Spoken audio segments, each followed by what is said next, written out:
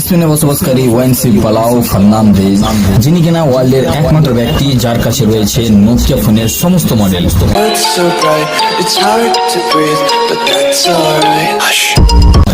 যাত্রা শুরু হয় 1999 সালের ক্রিসমাসের গিফট পাওয়া একটি ছোট্ট ফোন থেকে।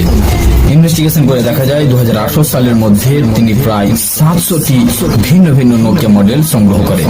নোকিয়া মডেলের মধ্যে রয়েছে এরিকসন, সিমেন্স, এনসি, মোটরোলা, ব্ল্যাকবেরি, স্যামসাং, এইচটিসি ছাড়াও অ্যাপলের মতো নানান সেট।